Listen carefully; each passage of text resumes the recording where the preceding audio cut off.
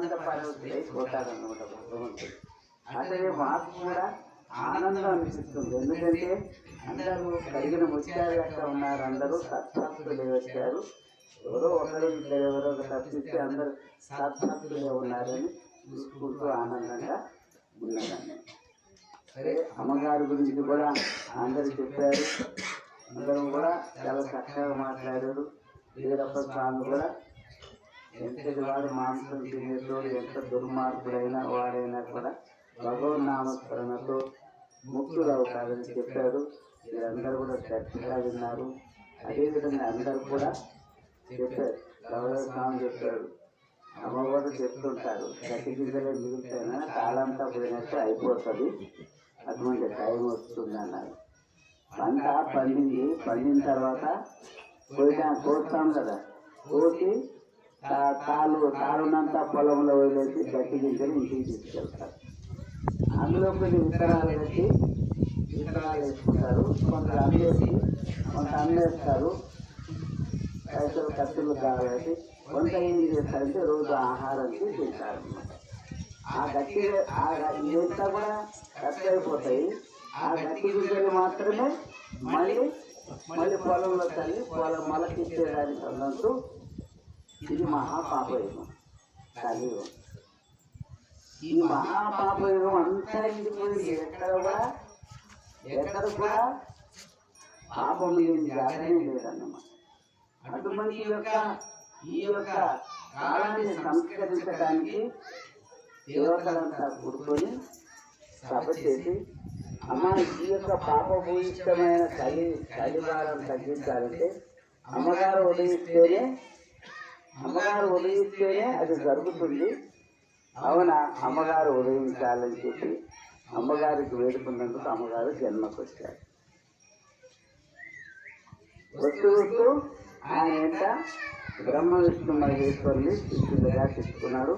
33 కోట్ల మంది దేవతలను అందరినీ కూడా జన్మకు తీసుకున్నారు. ఎవరు? అమ్మగారు అంత అనితరమైన అఖండ బ్రహ్మాండ ముక్తై ఉన్నారు. ఆయన సాటి ప్రపంచంలో ఎవ్వరు లేరన్నమాట. వెంకటరావుడే కానీ శివుడే కానీ ఎవరు కూడా ఆయన సాటి రారన్నమాట.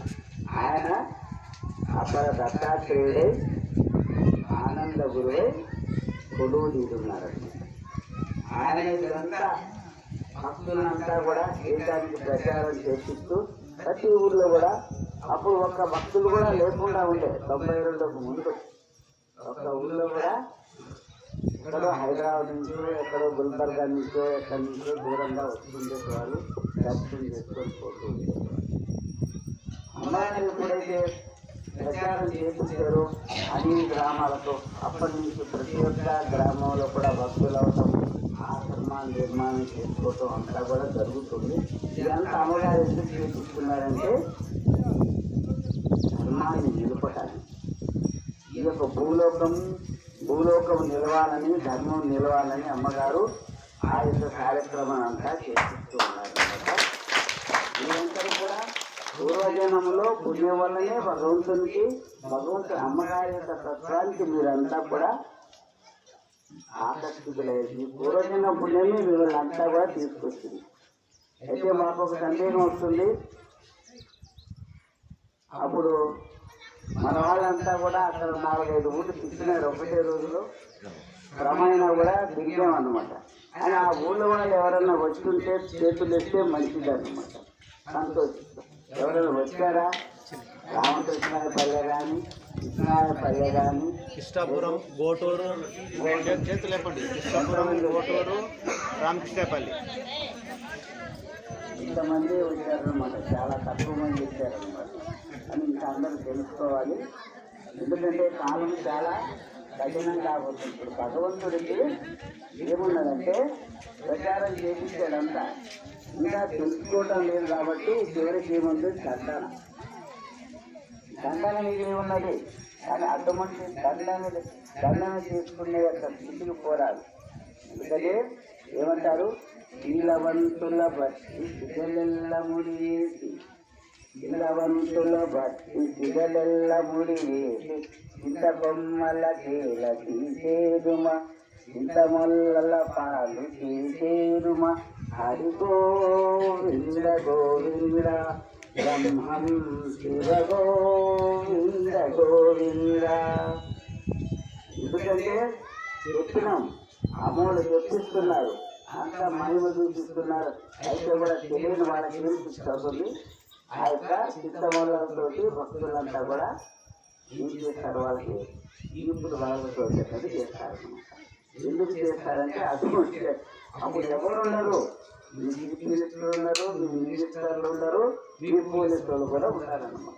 మిమ్మల్ని రక్షించడానికి భగవంతుడే రక్షించే సమయం వస్తుంది. సమయం రాకుండా చూసుకోవాలి, అటువంటి పరిస్థితి రాకుండా చూసుకోవాలి అందరూ. ఎందుకంటే అమ్మగారు చెప్తున్నారు, మన మంచి కోసమే చెప్తున్నారు.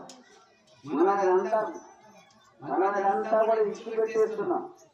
ఇంకొకటి అమ్మగారు ఒకసారి ఒక కథ చెప్పినారు. ఆ విషయం వినేదానికి కొంచెం బాగా కలుగుతుంది, కానీ అది నిజం అన్నమాట. ఎందుకంటే ఒకసారి ఏమైందంట, సంత జరుగుతున్నానమాట. సంత జరుగుతుంటే ఆ సంతకి అందరూ కూడా పోయి అన్ని తెచ్చుకుంటుంటారు కదా, అన్ని కూరగాయలు వస్తువులు అన్ని తెచ్చుకుంటా ఉన్నారు కదా, అన్ని తెచ్చుకుంటారు. తీసుకొని సాయంత్రం వరకు సంత పెట్టి పోతూ ఉంటారు. అయితే ఒక ఆయన కదా సంతకు పోయే సభలకి ఏమవుతుందంటే సదా పోవాలా అని చెప్పి తొందరగా పోవాలి కదా, ఇది జరిగిందంట. చక్కగా వినండి, చూసుకుంటూ అమ్మగారు చెప్తున్నాను. అయితే ఆయన సందాకు వచ్చిన తర్వాత ఏం చేశాడు,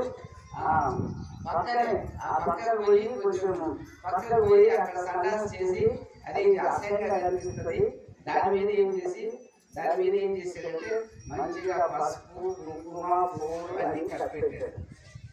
చూడండి, ఇదే దానికి కనిపిస్తుంది.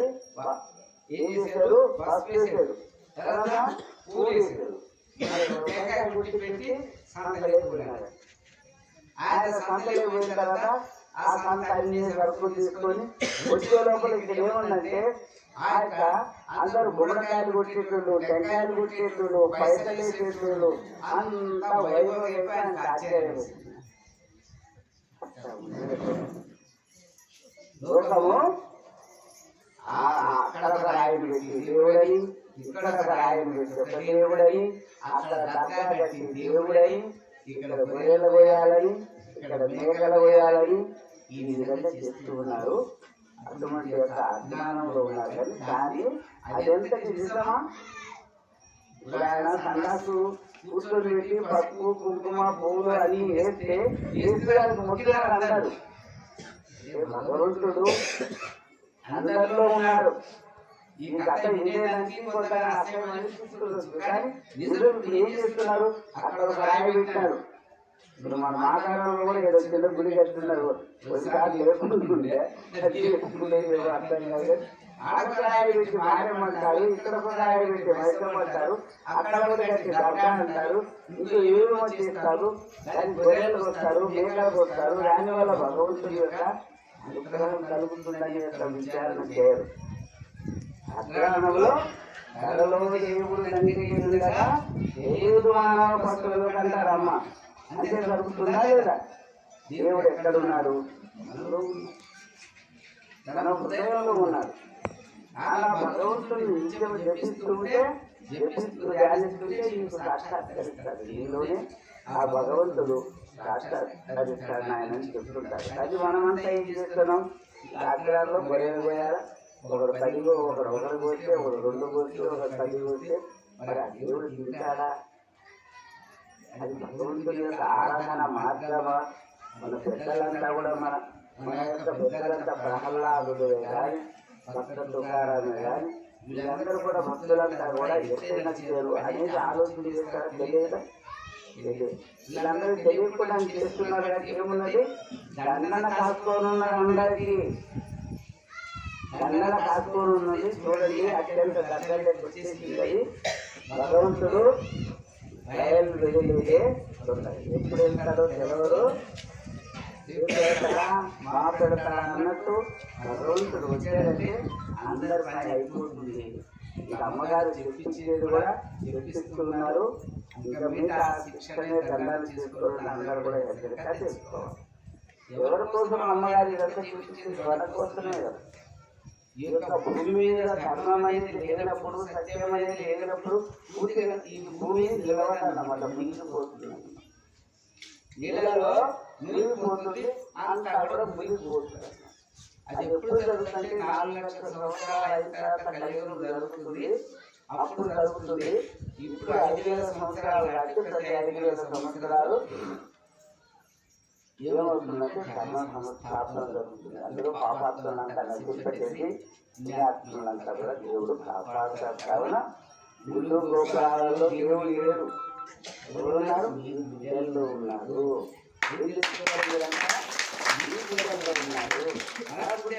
తిరుపతిలో లేడు, శ్రీశైలంలో లేడు, మణిపూర్లో లేడు, ఎక్కడా లేడు దేవుడు. ఎక్కడా లేదు. ఎక్కడ ఉంటాడంటే ప్రహ్లాదుడు స్తంభంలో చూపించినట్టు భగవంతుడు అంతటా అది తెలుసుకోవాలి. అంతటా నిండిన భగవంతుడు నీలో కూడా ఉన్నాడు. ఇప్పుడు శిల్పాన్ని చెక్కేది ఎవరు? ఎవరు చెప్తారు శిల్పాన్ని? నీలాంటి మనిషే కదా. మరి దీన్ని ఎవరు చెక్కారు? నీవు కూడా ఒక శిల్పమే కదా. మరి ఆ శిల్పం కూడా కాళ్ళు చేతులు కళ్ళు మనుషులు ఎక్కడ పెట్టారు? మరి అందులో దేవుడు ఉన్నాడని నీవు అనుకుంటావు. నీ శిల్పంలో ఎందుకు లేడు దేవుడు అని విచారణ ఎందుకు చేయలేదు? ఉన్నాడు కాబట్టి అసత్యము, అధర్మము, అన్యాయం పోకుండా నీవు ఆ యొక్క జంతువుల చేయడు, దయాప్రేమను కలిగి అహింసా మార్గాన్ని అనుసరించు అని చెప్పి చెప్తారు. జ్ఞానం ఎవరి దొరుకుతుందా అంటే తిరుపతికి పోతే జ్ఞానం దొరుకుతుందా? శ్రీశైలం పోతే జ్ఞానం దొరుకుతుందా? కాశీకి పోతే జ్ఞానం దొరుకుతుంది. అంతా పోయించారు అందరూ. ఇప్పుడు కుంభమేళాలో కూడా పోతూ ఉన్నారు. మరి అక్కడ పోతున్నారు, వేల ఖర్చు పెట్టుకొని అక్కడ పోతారు. యాదవులు కోడిలింగాలు కార్యక్రమం పెట్టేదైనా ఒక్కొక్కరు ఒక లింగం పెట్టి మీ ఆత్మని కానీ గురు పాదాల ముందు సార్థకత చేసుకోవాలంటే ఎందరూ ముందుకు వస్తారు. అందరూ ముందుకు వస్తే ఎప్పుడు అయిపోతుంది కోడి. అదే అక్కడ పోయినారు. అక్కడ పోయి ఏమైంది? ఏమి దొరుకుతుంది? అందుకే బ్రహ్మగారు ఏమంటున్నారు? ప్రయాగ క్షేత్రం జ్ఞానగొండి ఏమంటున్నారు?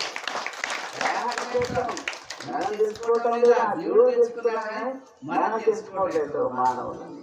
ప్రయాగ మాధవం జ్ఞానగొండి అని బ్రహ్మగారు చెప్తున్నారు. ఎవరు కాదు చెప్పింది? బ్రహ్మగారి యొక్క ప్రతి మాట కూడా ఒళ్ళు పోదని అందరికీ తెలుసు, ప్రపంచం అంతా తెలుసు. మరి అటువంటి బ్రహ్మగారు ఏం చెప్తున్నారు?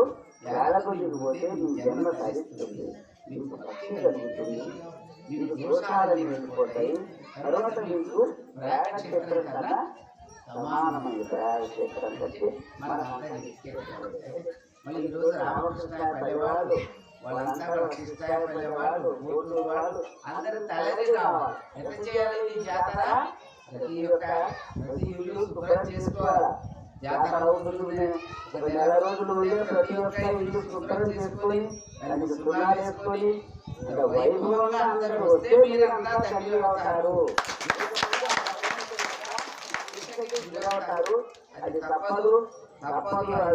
గురుని వాక్యము దైవ వాక్కు తెలుసుకొని మీరంతా కూడా నడిస్తే పుణ్యాత్మలో వాళ్ళ చేరుతారు క్షేత్రానికి.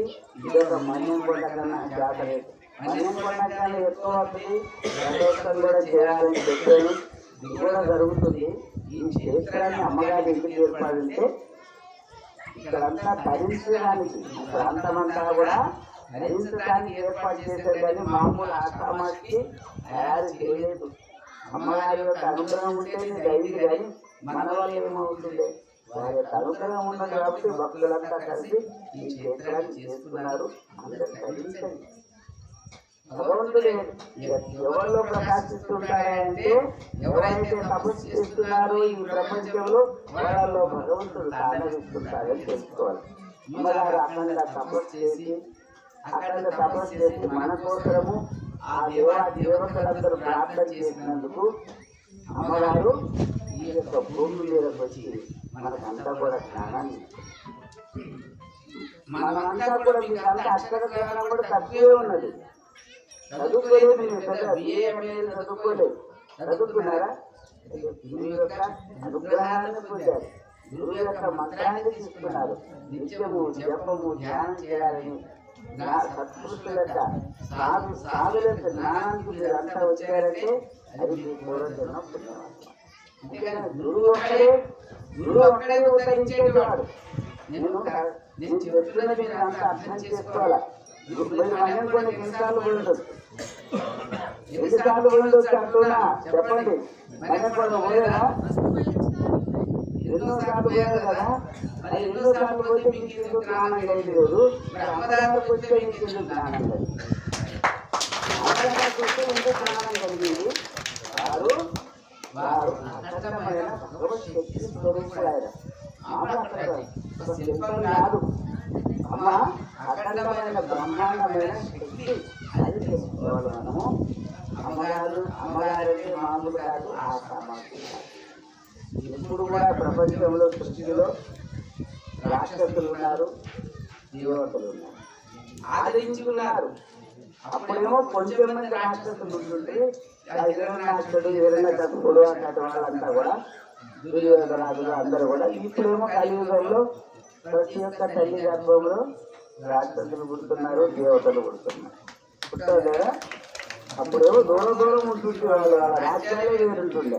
ఇప్పుడు కలియుగంలో ఒక తల్లి గర్భంలోనే రాక్షసులు పుడుతున్నారు, దేవతలు పుడుతున్నారు. ఒకరేమో తల్లిదండ్రులు చెప్పినట్టు విని భక్తి భావంతో తల్లిదండ్రులు ఏం చెప్తే వాళ్ళు నడుస్తారు. కొంతమంది పిల్లలు ఏం చేస్తారు, మీరేం మాకు చెప్పారు, మేము ఇష్టమైనట్టు నడుస్తాం, మా ఇష్టమైన అంటాం లేదా? అది ఒకే తల్లి గర్భంలో జన్మించిన పిల్లలే కొందరు దేవతలు అవుతున్నారు, కొందరు రాక్షసులు అవుతున్నారు. ఈ తల్లి ప్రభావం, ఈ యొక్క కాలం యొక్క ప్రభావం అంత ఉన్నదన్నమాట. అందుకనే అమ్మగారి నడిస్తే ఆ భగవంతుని అనుగ్రహంతో మనము ధన్యులు అవుతాం. కాబట్టి ప్రతి ఒక్కరు కూడా జ్ఞాన బుద్ధికి చేరాలి. ఇప్పుడు మొన్న ఏమైంది నల్లగొండలో ఏమైందంటే, కొంతమంది మన భక్తులు అక్కడ సేవ చేసే భక్తుల్ని కొట్టి బయటకి వాడు పోలీస్ స్టేషన్ పోయినారు. ఇక్కడ ఫోన్ చేసినారు ఆనందం. మేము ఫోన్ చేసి మేమంతా అన్ని గ్రామాల భక్తులకంతా ఫోన్ చేసినాం. మీరందరూ కూడా వెళ్ళారు కదా ఇక్కడి నుంచి కూడా. మీరందరూ కూడా వెళ్ళి మిమ్మల్ని అందరూ చూడగానే పోలీసులు కూడా అక్కడ కరగలాడుతారు. మీరందరూ ఎందుకు ఇదంతా మేము చేసుకున్నట్టంటే మన భక్తులంతా అక్కడ ఉండబట్టే ఆ పోలీసులు ఏం చేశారు, ఆ వచ్చిన దుర్మార్గులు బయటికి తీసి మన భక్తులను అక్కడికి వచ్చారు. ఆ విధంగా ఈ జగత్తునంతా కూడా అమ్మ భక్తులు ఏ విధంగా ఉంటే ఒక పెద్ద సైన్యమయ్యి 3 కోట్ల మంది స్త్రీలు, 3 కోట్ల మంది పురుషులు ఈ జగత్తునంతా ధర్మాన్ని నిలపడానికి అమ్మగారు అందరు తపస్సులో కూర్చొని మనల్ని అంతా తయారు చేస్తున్నారు, మన శక్తిని ఇస్తున్నారు. ఆ రోజు అయిన తర్వాత మరుసటి రోజు ఉదయాన్నే మనం మందిరంలో పోతే అమ్మగారు ఏమంటున్నారు, అందరూ కూడా వీరులు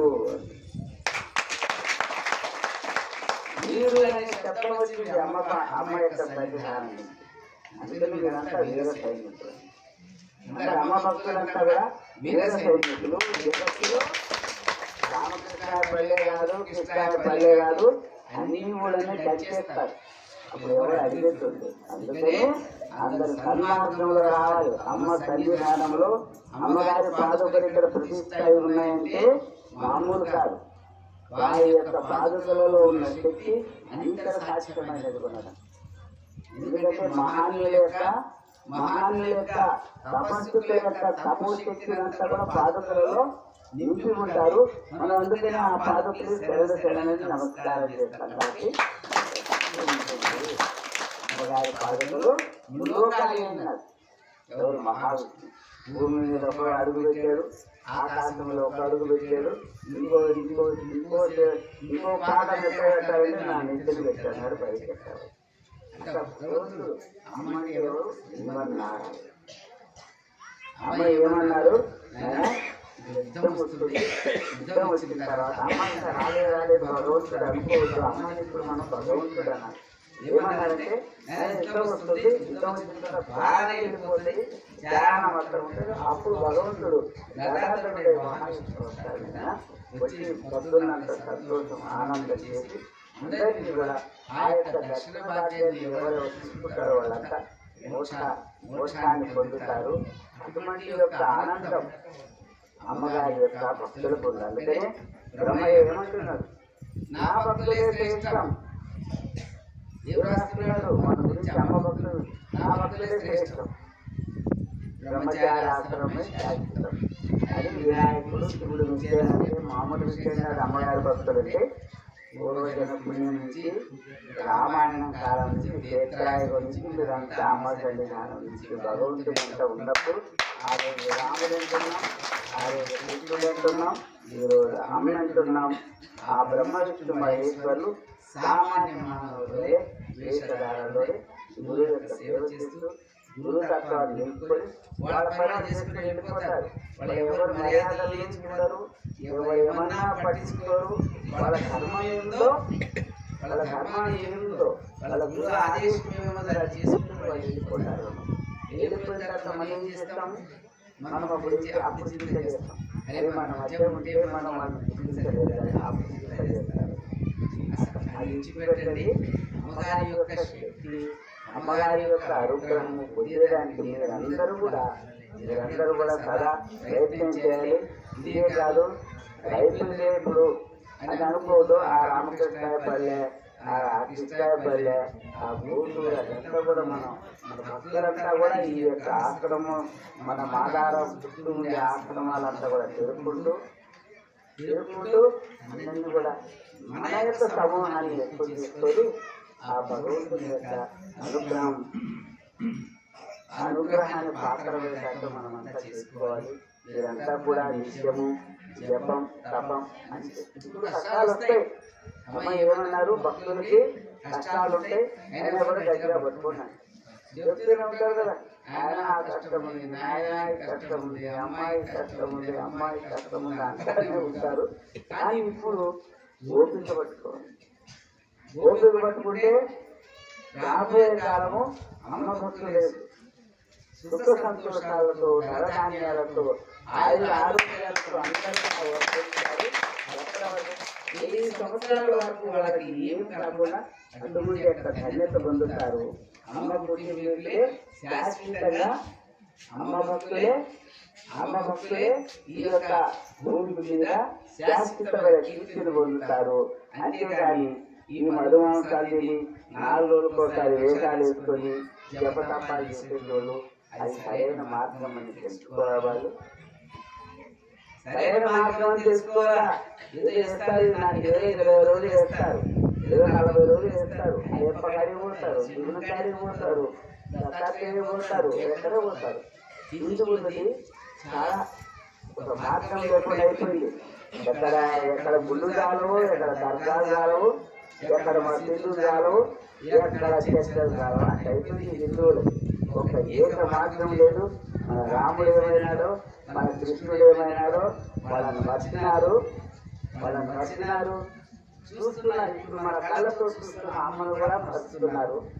అటువంటి పరిస్థితి తెచ్చుకోకుండా ఆ ఇల్లు ఇచ్చిపెట్టి హిందువులంటే ఋషి సంతానం అని, వాళ్ళంతా కూడా ఋషి సంతానం అని, అందరూ కూడా దైవ మార్గంలో నడవాలని, ఇంకా మన యొక్క రాముడు కృష్ణుడు వాళ్ళని వదలకుండా వాళ్ళ మార్గాన్ని మనం అనుసరించి మధుమాంసాలకి దూరమై వాళ్ళు మేము హిందువులము అనే హక్కు వాళ్ళకే ఉంటుంది. కానీ ఎవరైతే మధుమాంసాలు తింటారో వాళ్ళంతా కూడా హిందువులు కాలేరు. ఎవరు మధుమాంసాలు తినేవాళ్ళు, అసత్యంలో నచ్చేవాళ్ళు వాళ్ళు ఎవరు ఉండేటోళ్ళు కాదు. అందరూ కూడా అమ్మ యొక్క ఆదేశం ఏంటి, అమ్మ యొక్క నడవడి ఏంటి, అమ్మగారి యొక్క ఆత్మీయమైనది, దాని ప్రకారం నడిస్తే అందరూ కూడా ధన్యులు అవుతారని మళ్ళీ మీరందరికీ మనం చేస్తున్నాను. మీరందరూ కూడా నిత్యం జపం చేసుకుంటా పొలాల్లో ఉన్న, ఇంట్లో ఉన్న, ఎక్కడున్న అమ్మను మరవకుండా అమ్మ పాదాలు మీ మనసుని లగ్నం చేసుకొని మీరంతా జపం చేసుకుంటా ఉండండి. మీరంతా నడుస్తారని నేను ఆ ప్రభుత్వం ప్రార్థిస్తూ ఇంతతో విరమిస్తున్నాను. ఓం సద్గురు మహాయోగి రూపయోగీశ్వర వీరధన్య